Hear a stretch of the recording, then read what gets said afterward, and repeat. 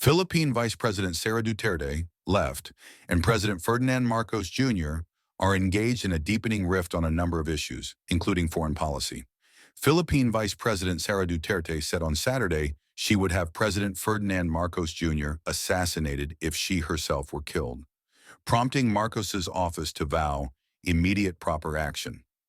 In a dramatic sign of a widening rift between the two most powerful political families in the Southeast Asian nation, Duterte told an early morning press conference that she had spoken to an assassin and instructed him to kill Marcos, his wife and the Speaker of the Philippine House, if she were to be killed. "I have talked to a person.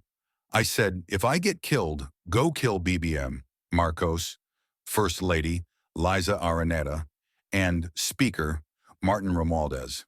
No joke, no joke," Duterte said in the profanity-laden briefing. "I said, do not stop until you kill them." And then he said yes. She was responding to an online commenter urging her to stay safe, saying she was in enemy territory as she was at the lower chamber of Congress overnight with her chief of staff. Duterte did not cite any alleged threat against herself. The Presidential Communications Office responded with a statement saying, acting on the vice president's clear and unequivocal statement that she had contracted an assassin to kill the president if an alleged plot against her succeeds, the executive secretary has referred this active threat to the Presidential Security Command for immediate proper action. Any threat to the life of the president must always be taken seriously, more so that this threat has been publicly revealed in clear and certain terms, it said. "This country is going to hell because we are led by a person who doesn't know how to be a president and who is a liar," she said in the briefing.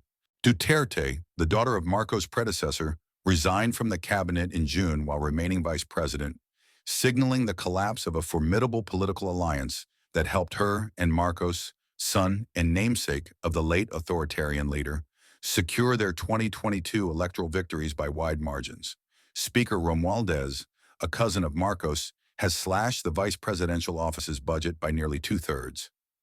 Duterte's outburst is the latest in a series of startling signs of the feud at the top of Philippine politics. In October, she accused Marcos of incompetence and said she had imagined cutting the president's head off. The two families are at odds over foreign policy and former President Rodrigo Duterte's deadly war on drugs, among others. In the Philippines, the vice president is elected separately from the president and has no official duties. Many vice presidents have pursued social development activities, while some have been appointed to cabinet posts. The nation is gearing up for midterm elections in May, seen as a litmus test of Marcos' popularity and a chance for him to consolidate power and groom a successor before his single 6-year term ends in 2028.